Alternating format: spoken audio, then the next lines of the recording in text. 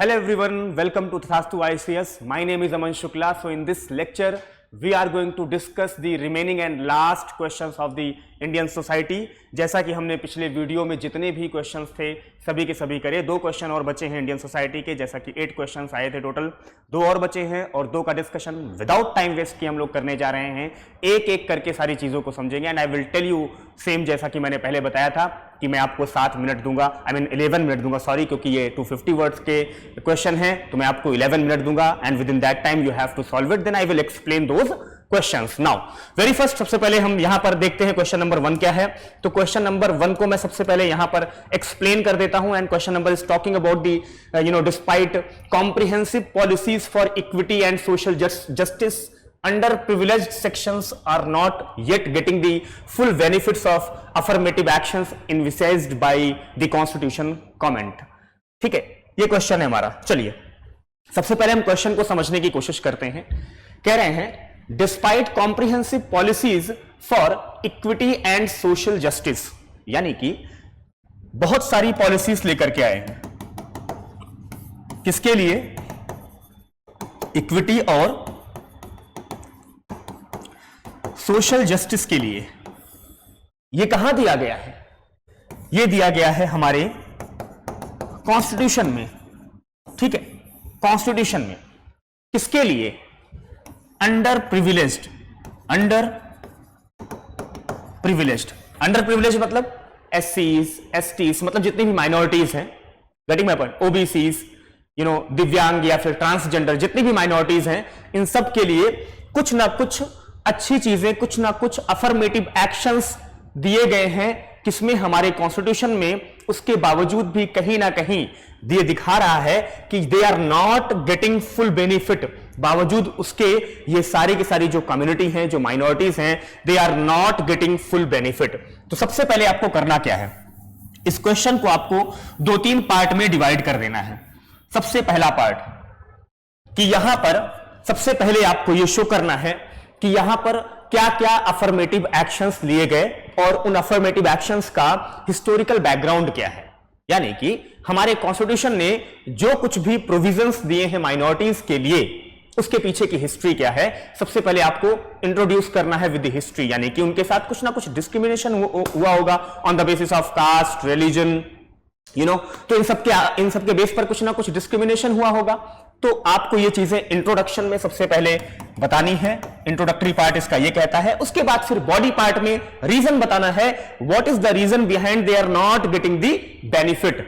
ठीक है, कि क्या कारण है कि वो जो है नहीं बेनिफिट, पूरा बेनिफिट नहीं मिल रहा है उनको। और लास्ट में आपको बताना है कि how can we give way forward, आपको दिखाना है टू एड्रेस दिस सेक्शन, कि क्या कारण क्या चीजें और हम इनके लिए बेटर कर सकते हैं जिससे उनको हम एक बेहतर सुविधाएं, बेहतर फैसिलिटीज और एक अच्छा बेनिफिट दे पाए। तो ये सारी चीजें हैं क्वेश्चन की जो कह रहे हैं यहां पर 250 वर्ड में लिखना है। I am giving you 11 minute and within that time you have to solve it. I will come after 11 minute and I will explain this कि क्या क्या पॉसिबल और सुटेबल पॉइंट्स हो सकते हैं फॉर दिस क्वेश्चन पर्टिकुलरली। तब तक के लिए your time starts now.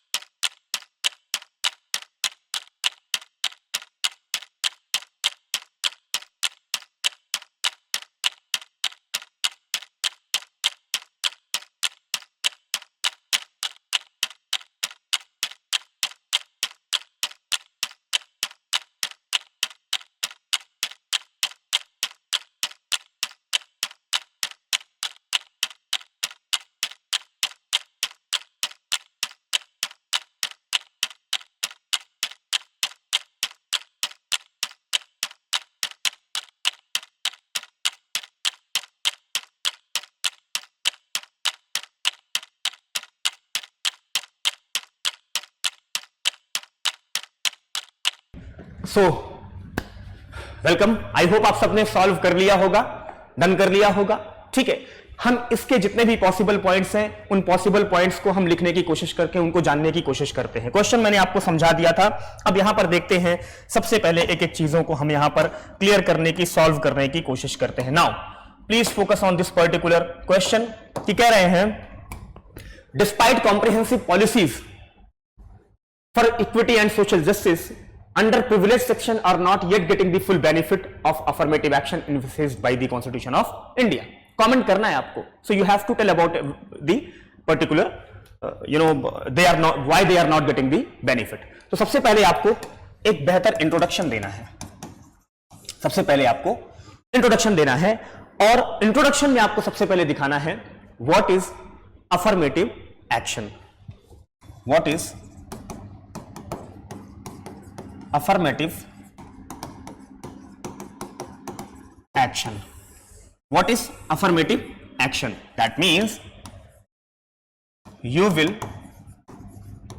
give the benefit based on you will give the benefit based on historical discrimination, based on historical discrimination. अब वो historical discrimination क्या हो सकते हैं? That might be caste, religion, next race and disabilities. So you can give the benefit to the underprivileged people on the basis of this caste, religion, race and disabilities.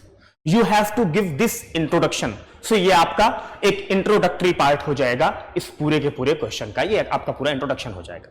When it comes to the body part, जब भी हम इसके body part की बात करेंगे, please focus in the body part. जब इसके हम बॉडी पार्ट की बात करते हैं तो what you have to write down in the body part. Body में आपको क्या लिखना है? Comprehensive measures taken, comprehensive measures taken. कौन कौन से कॉम्प्रिहेंसिव मेजर्स लिए गए हैं ये आपको बॉडी पार्ट में इंक्लूड करना है। So number one constitutional measures आपको दिखाने हैं। सबसे पहले कॉन्स्टिट्यूशनल मेजर्स, ठीक है। कॉन्स्टिट्यूशनल मेजर्स की बात करें तो आपको पता है कि हमारे कॉन्स्टिट्यूशन में एससी, एसटी और ओबीसी के लिए अलग से प्रोविजन दिया गया है, अलग से आर्टिकल दिया गया है, राइट।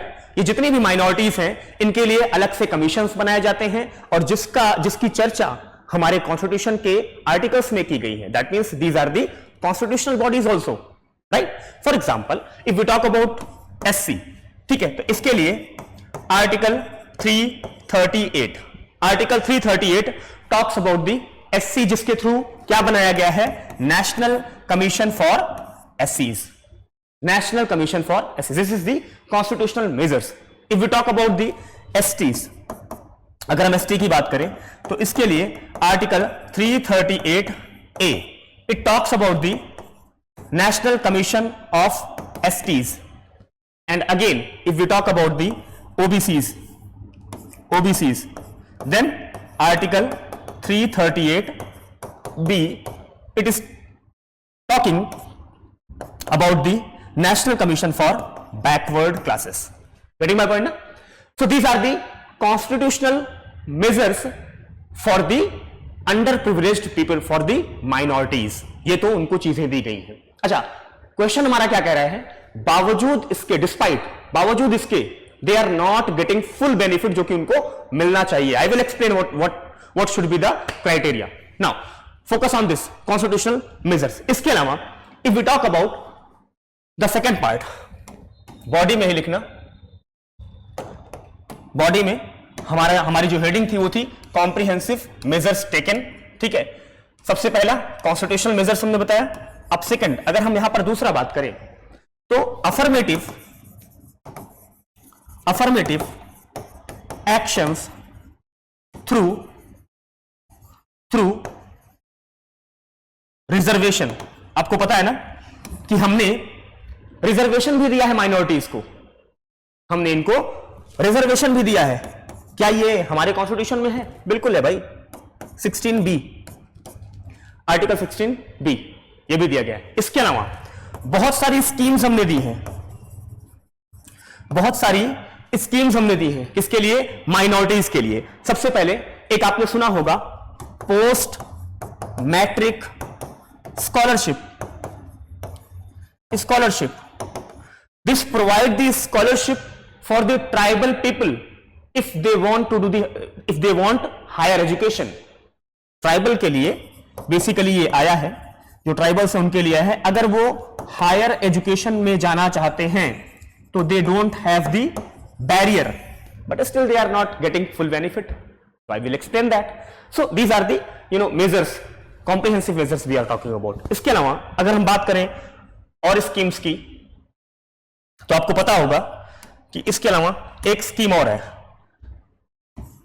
बहुत ही फेमस है, that is known as the stand up India. इसके तहत क्या किया जाता है? जो ट्राइबल एंटरप्रेन्योर्स हैं,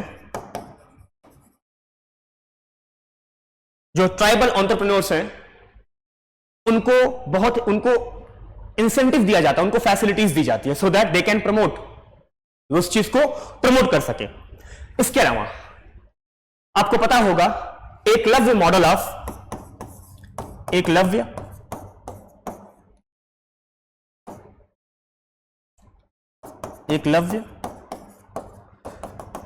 ऑफ रेजिडेंशियल स्कूल्स। ऐसे हमने तकरीबन 288 स्कूल्स बनवाए हैं। किसके लिए? फॉर दी ट्राइबल पीपल के लिए, कि वो जाएं और they can get the proper education over there. 288 schools हमने उसके लिए बनवाए हैं। नाउ इसके अलावा आपने देखा होगा बहुत सारी स्कीम्स ऐसी हैं, बहुत सारी ऐसी स्कीम्स हैं, स्कीम्स फॉर रिलीजियस दिव्यांग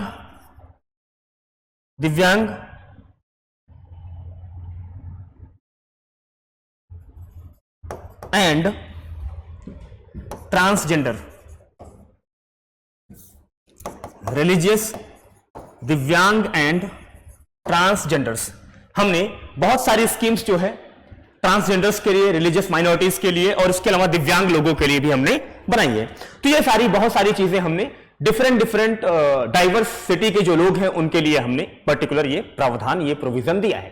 ठीक है, एससी एसटीज के लिए एक चीज अगर आप चाहो तो यहां पे एक चीज और मेंशन कर सकते हो कि भाई एससी एसटीज के लिए हमने प्रिवेंशन ऑफ एट्रोसिटीज एक्ट 1989 लेकर के आए हैं। ठीक है, जिसके तहत उनको एक प्रोटेक्शन मिलती है from the violence. Getting my point ना? So these are the things that you can include, where you can include in the comprehensive measures taken में। आप ये सारी चीजें लिख सकते हो बॉडी पार्ट में। Now when it comes to the reason why they are not getting the proper benefit, next point should be the reason why underprivileged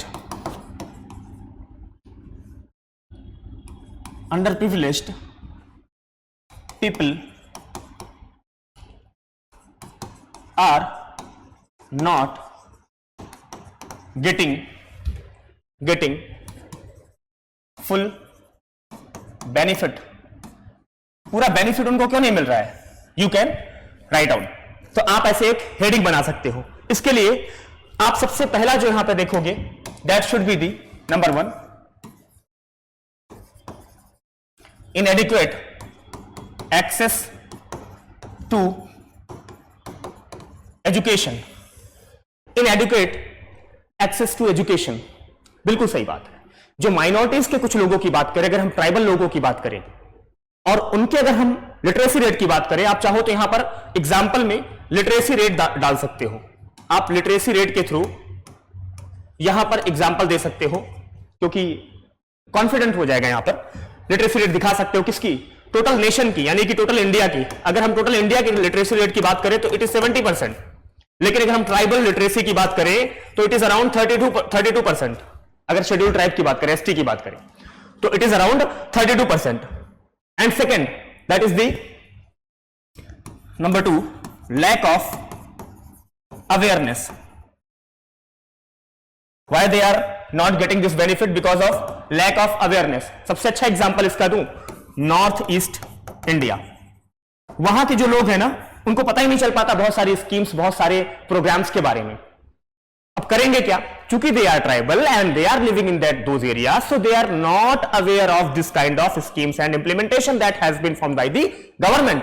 so these are the things जो कि यहां पर यू कैन मेंशन, ठीक है।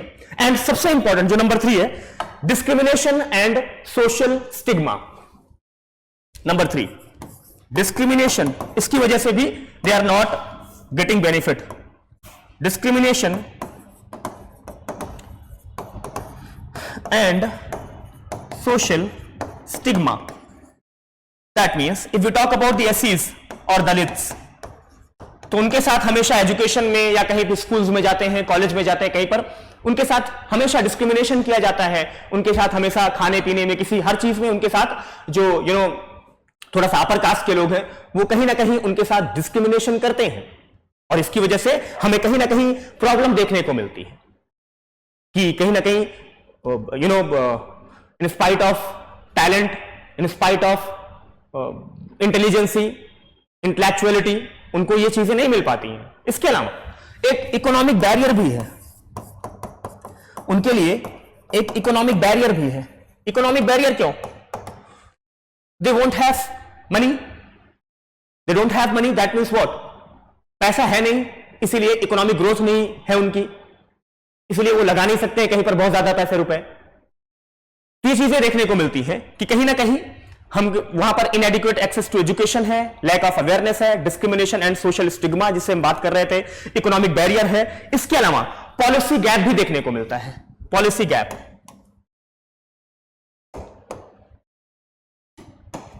Number 5, policy gap. Policy gap मतलब क्या?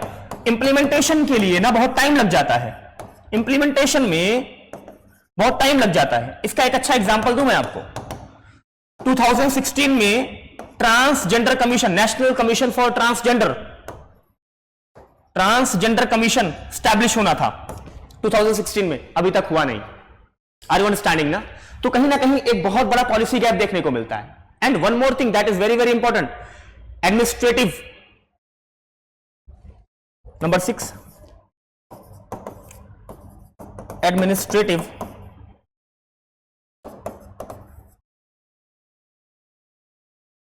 Actions. जो administrative actions है, मतलब कैसे? बहुत सारी जगहों पर जो माइनॉरिटीज है उनके सर्टिफिकेट इशू होने में बहुत टाइम लग जाता है। बिहार जैसे, उत्तर प्रदेश जैसे बहुत सारे ऐसे एरियाज हैं जहां पर उनको एससी, एसटी, ओबीसी के सर्टिफिकेट के लिए बहुत सारी प्रॉब्लम्स झेलनी पड़ती है। Are you understanding? So these are the things. तो आप यहां पर देख सकते हो कि क्या रीजन है, क्या कारण हो सकते हैं जिसकी वजह से उनको बेनिफिट नहीं मिल रहे हैं। अब इसके यहां पर देखते हैं way forward to address this. Next is the way forward to address this. इसे हम दूर कैसे कर सकते हैं?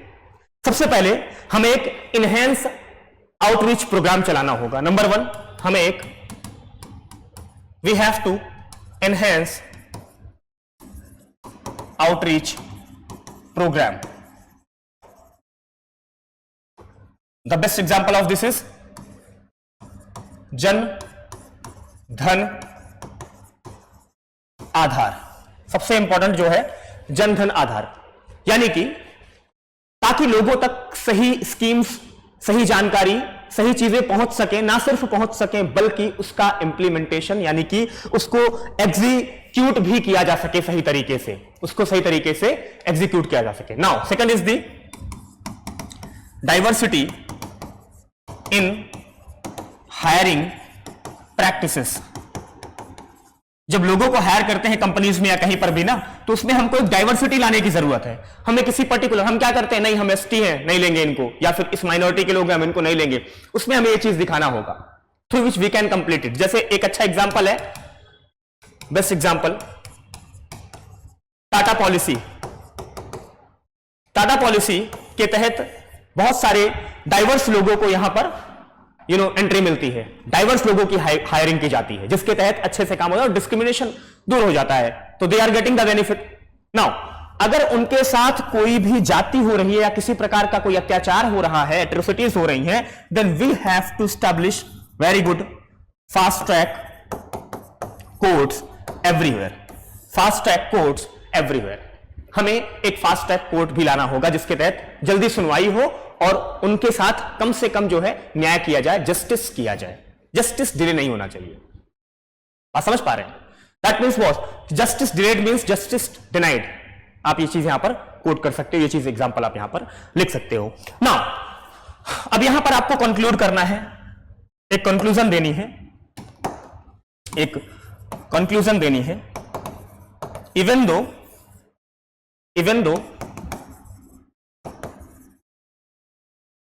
गवर्नमेंट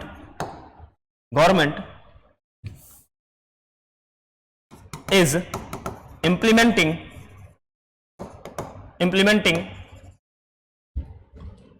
policies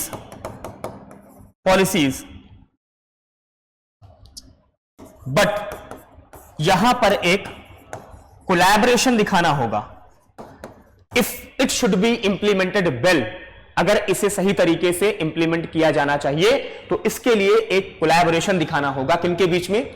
गवर्नमेंट के बीच में, प्राइवेट सेक्टर्स के बीच में और एनजीओस के बीच में, so that they can get this kind of full benefit. So now these are the things कि आपको जो है यहां पर समझना है कि आपको इंट्रोडक्शन में क्या लिखना है, बॉडी पार्ट में क्या लिखना है, ये सारी चीजें आप यहां पर देख सकते हो। ठीक है, तो ये पूरा आपका होगा इंट्रोडक्शन, जिसमें आप व्हाट इज अफर्मेटिव एक्शंस या फिर उनके डिस्क्रिमिनेशन के हिस्टोरिकल बैकग्राउंड्स क्या हैं आप उसे बता सकते हैं, कॉम्प्रिहेंसिव मेजर्स क्या क्या लिए गए आप उसे बता सकते हैं। Apart from this, reason why under privileged people are not getting the benefit, आप इसे यहां पे दिखा सकते हैं, and then way forward and then the conclusion. So now let's come to the next question, question number 2। Critically analyse the proposition that there is a high correlation between India's cultural diversity and socio-economic marginalities। बहुत ही खूबसूरत question है, बहुत अच्छा question है। Now let's discuss it। सबसे पहले हम question को डिस्कस करते हैं। कह रहे हैं कि क्रिटिकली एनालाइज, जहां पर क्रिटिकली एनालाइज आ जाए वहां पर तो सबसे पहले समझिए कि you have to give proper information, लेकिन क्या बता करके, उसके प्रोस और कॉन्स बता करके, यानी कि उसके नेगेटिव, उसके पॉजिटिव एस्पेक्ट और उसके नेगेटिव एस्पेक्ट भी आपको बताने होंगे। Getting my point? यानी कि यहां पर कह रहे हैं critically analyse the proposition means proposal और acceptance. Okay, the proposition that there is a high correlation between diversity and socio economic marginalities. अब सोशियो इकोनॉमिक मार्जिनैलिटीज में कौन आते हैं? बहुत सारे माइनॉरिटीज आते हैं, ट्राइबल ग्रुप्स आते हैं, रिलीजियस ग्रुप्स आते हैं, कास्ट आते हैं, बहुत सारे लोग ऐसे आए जिनको सोशली और इकोनॉमिकली जो मार्जिनल है। तो कह रहे हैं इन दोनों के बीच में डाइवर्सिटी है, तो क्या डाइवर्सिटी है तो सोशियो इकोनॉमिक मार्जिनलाइजेशन हो रहा है। If there is a diversity in India and it leads to the socio economic marginalisation in India, if yes, so you have to give your view. If you support this argument, so you have to give your suggestions, if you have to give your point of view. If you do not support, if you are against with this particular provision, this particular कि क्या cultural diversity की वजह से socio economic marginalisation हो रहा है, तो आपको इसके अगेंस्ट में भी नेगेटिव पॉइंट्स भी दिखाने होंगे। इफ यू से यस, तब भी आपको यहां पर लिखनी होंगी चीजें, और नो, तब भी आपको चीजें लिखनी होगी, and then you have to come up with a common approach की वे फॉरवर्ड क्या होना चाहिए, then you have to conclude it कि क्या इसकी वजह से ऐसा हो रहा है। तो सबसे पहले आपको इंट्रोडक्शन में याद रखना, सबसे पहले इंट्रोडक्शन में आपको दिखाना है कि यहां पर डाइवर्सिटी क्या है, डाइवर्सिटी को आपको एक्सप्लेन करना है, डाइवर्सिटी कितने टाइप में है ये एक्सप्लेन करना है, क्या डाइवर्सिटी, देन आपको दिखाना है क्या डाइवर्सिटी सोशियो इकोनॉमिक मार्जिनलाइजेशन को लेके आ रही है। इफ यस तो आपको अपने व्यू लिखने हैं, इफ नो तो तब भी आपको अपने व्यू लिखने हैं। इस तरीके से आप इसे कर सकते हैं। आपको अगेन मैं 11 मिनट देता हूं and with in 11 minutes I will explain it कि क्या क्या इसमें इंट्रोडक्शन में, बॉडी पार्ट में और कंक्लूजन में क्या चीजें हो सकती हैं। Your time starts now.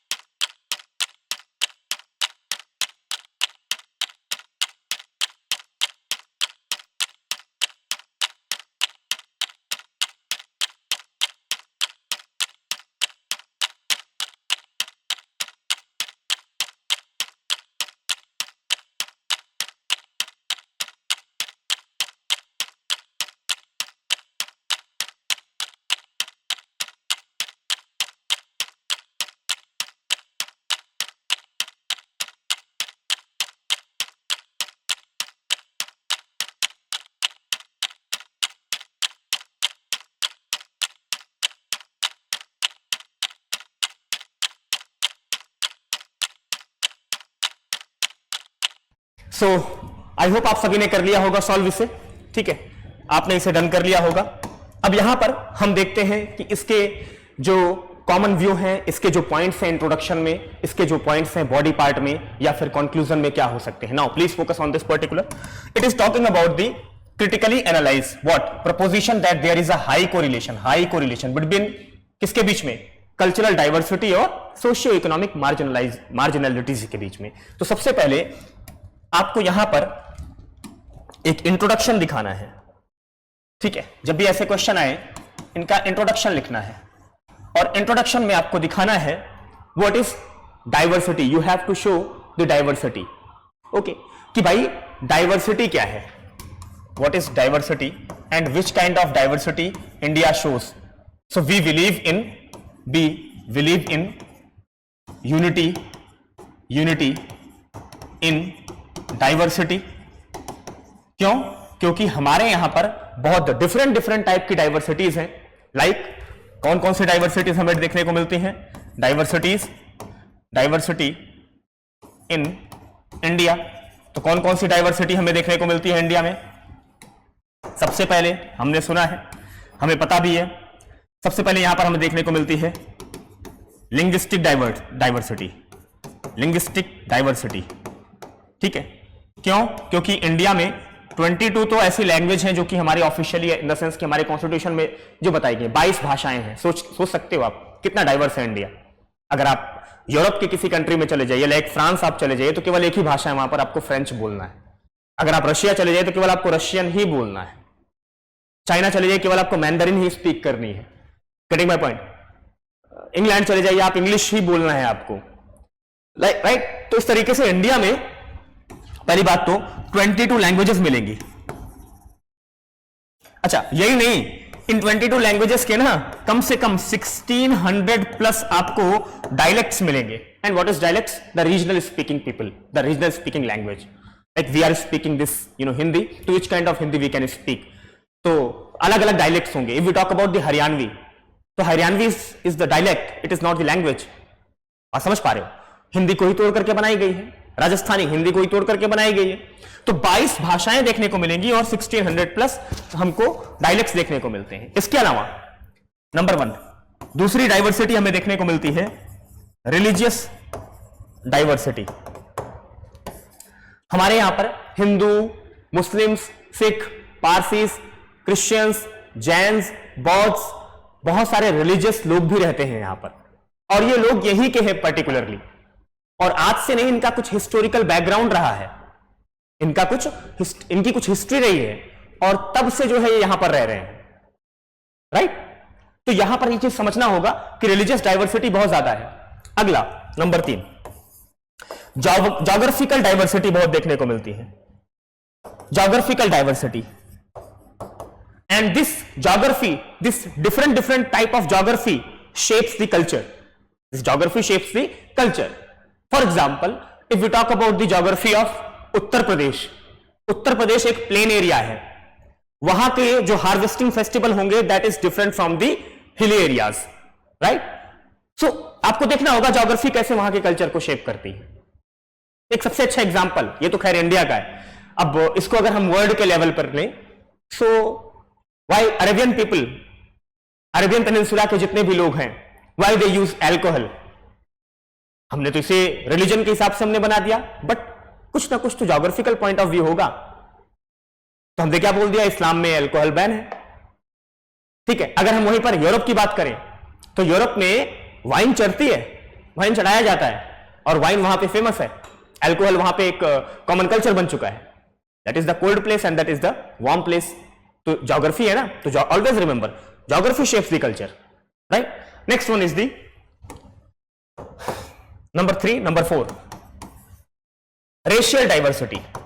India में रेशियल डाइवर्सिटी देखने को मिलती है। एक बहुत ही फेमस सोशियोलॉजिस्ट रहे हैं, उनका नाम है हर्बर्ट रिजले। तो हर्बर्ट रिजले ने यहां पर कई टाइप्स के जनरली 7 टाइप्स के दिया है, बट कई टाइप्स के इन्होंने क्या बनाए हैं, रेशियल ग्रुप्स बनाए हैं। और इंडिया में मेनली 4 टाइप्स के बनाए हैं रेशियल ग्रुप्स। कॉकेशॉइड बनाए हैं, मंगोलॉइड बनाए हैं, ऑस्ट्रोलॉइड बनाए हैं, द्रविडियंस बनाए हैं। ये कॉकेशॉइड वही है जिन्हें हम इंडो आर्यंस बोलते हैं। Are you understanding? यानी कि we people who are living in the northern India, they are the Indo Aryans. Southern India, they are the Dravidians, and people living in the north east area, so they are the Mongoloid और the Australoid. Getting my point ना? तो ये इसके आधार पर यहां पर racial diversity भी बहुत देखने को मिलती है, रेस के हिसाब से बहुत सारी डाइवर्सिटी देखने को हमें मिलती है। These are the diversity. Now if we when it comes to the body part, अगर बॉडी पार्ट की बात करें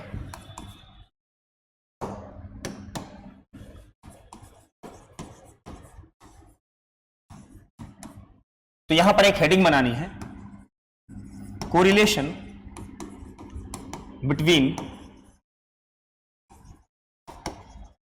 cultural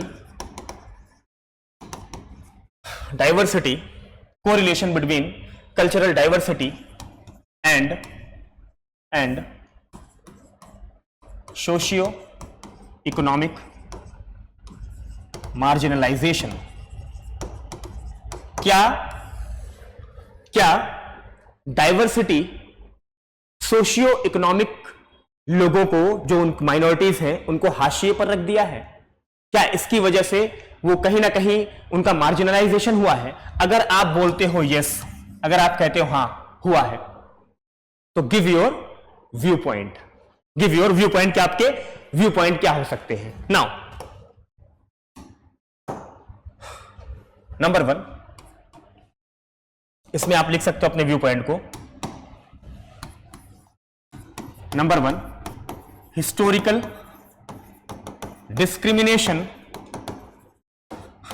discrimination on the basis of religion and caste। कोई एग्जांपल है इसका? यस, सचर कमेटी रिपोर्ट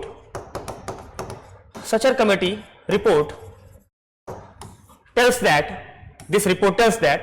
कि मुस्लिम का बहुत ज्यादा मार्जिनलाइजेशन हुआ है। It talks about the Muslims की मुस्लिम्स का जो है मार्जिनलाइजेशन हुआ है, उनको हाशिए पर रखा गया है, right? So these are the things that you need to understand. Now number 2, अगर आप सपोर्ट करते हो तो marginalisation of tribes. Marginalisation of tribes, बिल्कुल सही बात है। ऐसा क्यों? ऑल्दो डाइवर्सिटी है, डिफरेंट ट्राइब्स इंडिया में पाई जाती है। आप झारखंड चले जाइए, छत्तीसगढ़, मध्य प्रदेश, उड़ीसा या नॉर्थ ईस्ट इंडिया चले जाइए, लेकिन वहां पर एक प्रॉब्लम देखने को मिलेगी। उनको ना उनकी ही जमीन से बेदखल कर दिया जाता है, उनकी ही जमीनें उनसे छीन जाती है फॉर द डेवलपमेंट। डाइवर्सिटी तो है, लेकिन उनको मार्जिनाइज भी किया जा रहा है। तो बहुत सारी ट्राइब्स आपको देखने को मिलेंगी झारखंड में और छत्तीसगढ़ में बहुत सारी ऐसे ट्राइब्स हैं जिनका मार्जिनलाइजेशन आपको देखने को मिल सकता है। नाउ एक और इसमें एक पॉइंट और ऐड कर सकते हो आप, socio economic. Number 3,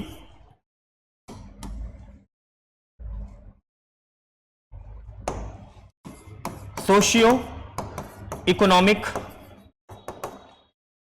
marginalization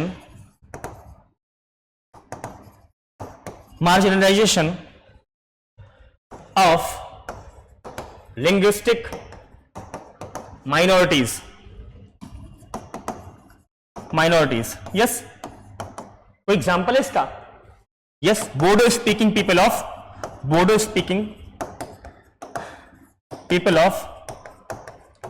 Assam.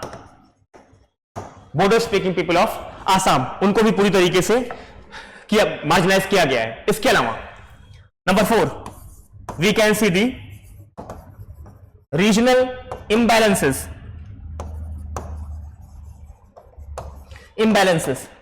Regional imbalances मतलब कि चूंकि दे आर ज्योग्राफिकली आइसोलेटेड, इसीलिए उनके साथ कहीं ना कहीं उनको मार्जिनाइज कर दिया जाता है, उनको दरकिनार कर दिया जाता है। For example, Naga and Mizo people, you can quote this example, Naga and Mizo people, उनको पूरी तरीके से यहां पर हाशिए पर खड़ा कर दिया है, उनको पूरी तरीके से यहां पर साइड में कर दिया गया। These are the things that you need to again write down. ठीक है, तो ये हो गए जो कि इस बात को सपोर्ट करते हैं कि हाँ भाई डाइवर्सिटी की वजह से सोशियो इकोनॉमिक मार्जिनलाइजेशन हुआ है, ठीक है, लोगों का, माइनॉरिटीज का। Now if you say no, अगर आप कहते हो नहीं सर ऐसा नहीं है, no, that means argument that against the correlation between diversity and socio-economic marginalization,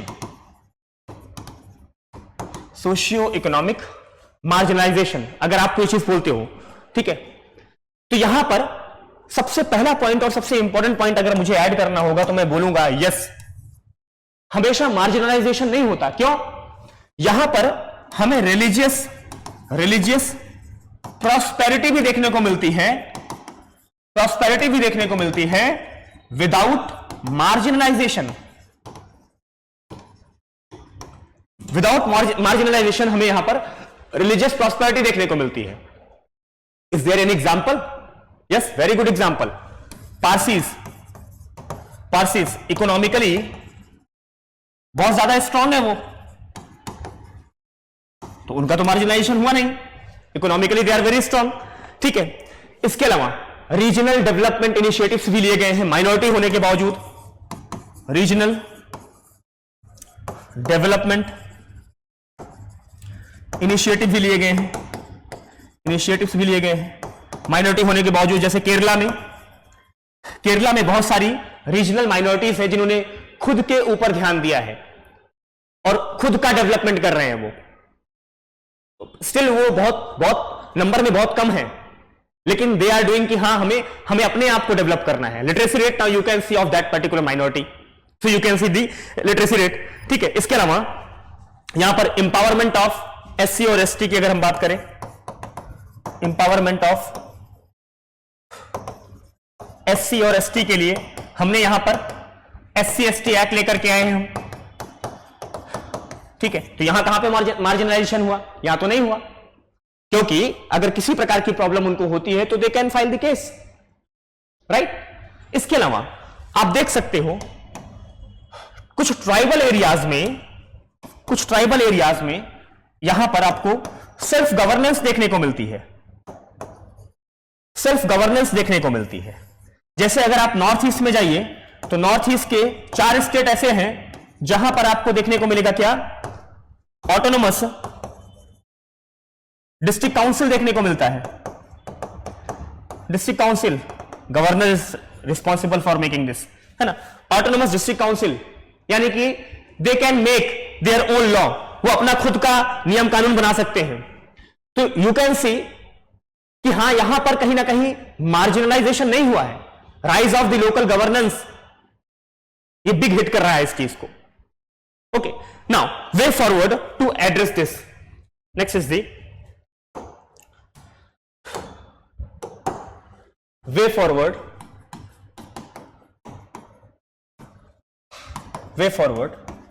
to address it.